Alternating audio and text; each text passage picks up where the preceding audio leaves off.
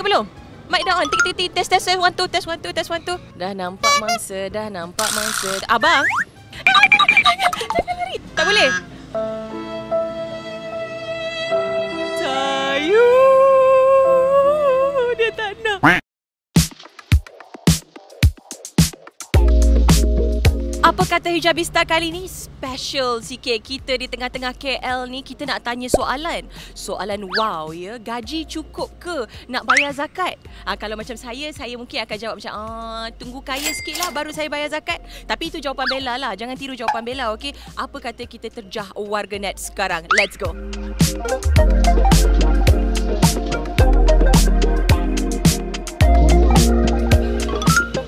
Assalamualaikum. Boleh lah. Nak tanya soalan boleh lah. Boleh? Soalan pertama. Apakah itu zakat? Umat Islam untuk bayar. Apakah itu zakat? Zakat apa kata?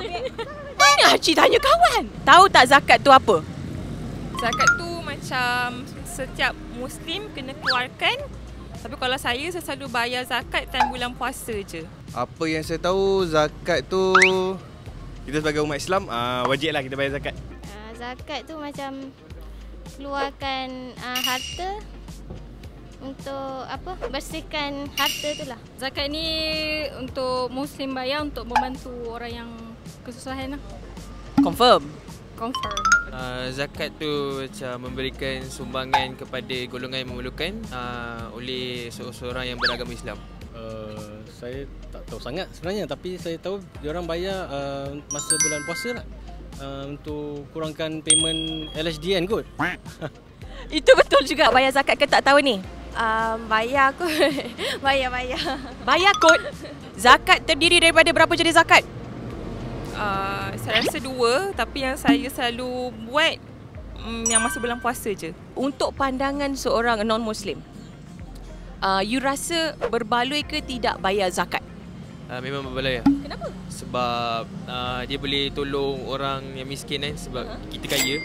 Dan kalau tolong yang orang miskin tu, saya rasa agak fair lah, berbaloi. Bukan itu sahaja. You tahu ke tidak, kalau kita bayar zakat, kita boleh potong sikit, ada potongan LHDN. Oh ya, okey. Saya tak tahu pasal ni. Itu you tak tahu? So kiranya kalau bayar zakat bukan sahaja potong LHDN, tapi boleh menolong fakir miskin. Dia macam 2 in 1, killing 2 birds with 1 stone, orang cakap macam tu. So berbaloi ke tidak? Memang berbaloi, agak berbaloi. Zakat terdiri daripada berapa? Sama 2. Mana Haji tiru jawapan kawan? Dah pernah bayar zakat ke belum? Saya kalau daripada segi harta belum lagi wajib untuk bayar. Oh, kiranya macam belum cukup kemampuan lagi untuk bayar macam tu? Tapi kalau daripada zakat fitrah memang kena bayar. Dah pernah bayar zakat ke belum? Belum. Okey, kenapa belum? Sebab tak. Bagi tahu saja apa alasannya. Sebab tak terasa nak bayar. Dah pernah bayar zakat ke belum? Pernah. Awak? Tak pernah. Tak pernah. Kenapa tak pernah? Sebab gaji tak cukup. Sebab gaji tak cukup. Habis tu gaji berapa? Macam mana? Gaji berapa yang cukup untuk bayar zakat? Tak cukup. Tanggungjawab ayah kot. Bukan ahli keluarga tu ayah yang kena membayarkan kan. Oh, bukan tanggungjawab awak bayar zakat sendiri? Dah kena bayar zakat sendiri Gaji berapa yang dah start kena bayar zakat? Berapa? Tembak je. 5,000 kot. 5,000? Sebab ada orang yang cakap, alamak gaji tak cukup lagi lah, so saya tak boleh bayar zakat. Bagi pendapat abang sendirilah kan. Gaji berapa yang cukup untuk bayar zakat? Pengetahuan sepanjang pengetahuan saya, bila kita daripada duit gaji kita tu, tiap-tiap bulan kita ada lebih, so maksudnya kita perlu bayar zakat lah. So dia tak kira berapa gaji kita, maksudnya di akhir perbelanjaan gaji kita tu, jumlah yang tinggal tu masih cukup. Maksudnya ada jumlah yang tinggal tu, maksudnya kita kena bayar zakat lah. Maksudnya kalau gaji minimum 1,500 pun boleh bayar zakat? Boleh kalau perbelanjaan dia, contoh gaji dia 1,500. Perbelanjaan dia sebulan tu dalam 1,000. So dia ada 500 lagi. So daripada amount 500 tu dia boleh bayar zakat lah. Okay bang, thank you so much ya jawab soalan Bella. Ini dia hadiah daripada PPZ. Ini dia hadiah daripada PPZ.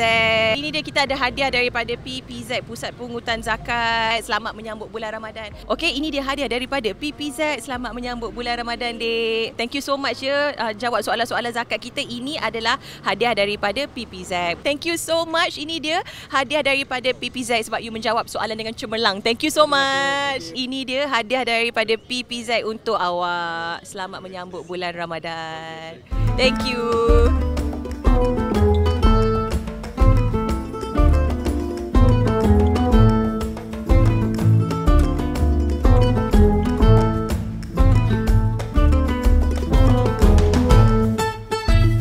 Zakat ini kalau dari segi sudut bahasanya ialah suci, subur, bersih dan berkembang maju. Tapi kalau di sudut istilah syarak dia ialah mengeluarkan sebahagian daripada harta-harta tertentu yang diberikan kepada orang-orang yang tertentu dengan syarat-syarat yang tertentu. Jadi dalam penggunaan zakat ini sebenarnya dia telah ada dinamakan orang-orang yang tertentu yang berhak menerima zakat ini. Tidak seperti sedekah di mana kita boleh bagi kepada sesiapa sahaja. Namun begitu, untuk zakat ni dia terbagi kepada dua. Semua orang tahu bahawa zakat ni terdiri daripada zakat mal, iaitu zakat harta, dan yang kedua ialah zakat batin, iaitu zakat fitrah yang dibayar apabila kita masuknya bulan Ramadan setiap tahun.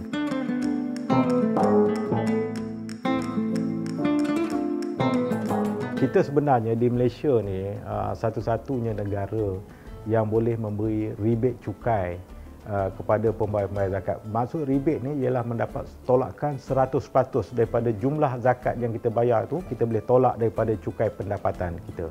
Contohnya kalau cukai pendapatan seseorang tu kena sebanyak RM1,000 setahun, dia buat pembayaran zakat sebanyak RM800, bermakna dia dapat tolak RM800 itu daripada jumlah 1,000 cukai yang dikenakan kepadanya. Negara lain tak ada.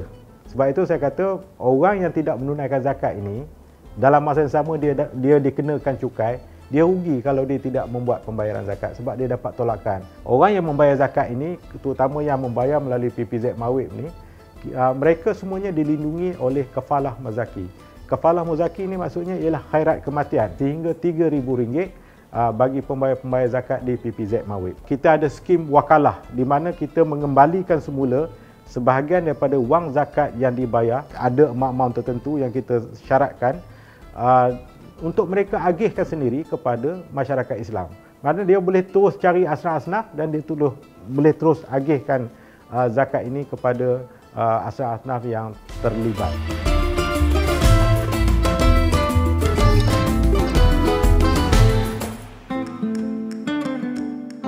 Bagi mereka yang memanglah ada orang kata kita ni bekerja, tapi dalam masa yang sama kita kena zakat pendapatan dan dalam masa yang sama juga dikenakan zakat simpanan. Sebenarnya pemahaman itu agak lari daripada maksud sebenar zakat ni. Sebab sebenarnya bagi mereka yang bekerja pada tahun katalah tahun 2022, ya, mereka bekerja sepanjang tahun 2022, mereka dah dikenakan zakat pendapatan. Baik. Untuk pendapatan tahun yang sama pada tahun 2022 itu, adakah mereka juga dikenakan simpanan, zakat simpanan? Jawapannya tidak. Sebab zakat ini tidak boleh dikenakan ke atas sumber yang sama pada tahun haul yang sama. Jadi kalau wang yang gaji kita yang kita terima 2022 itu masih tersimpan dan cukup nisabnya apabila akhir tahun 2023 baru dikenakan ke atas zakat simpanan. Maknanya zakat tidak boleh dikenakan ke atas sumber yang sama pada tahun haul yang sama. Jadi tak timbul kena bayar dua kali, zakat pendapatan kena, zakat simpanan kena. Sebab simpanan kena pada next year.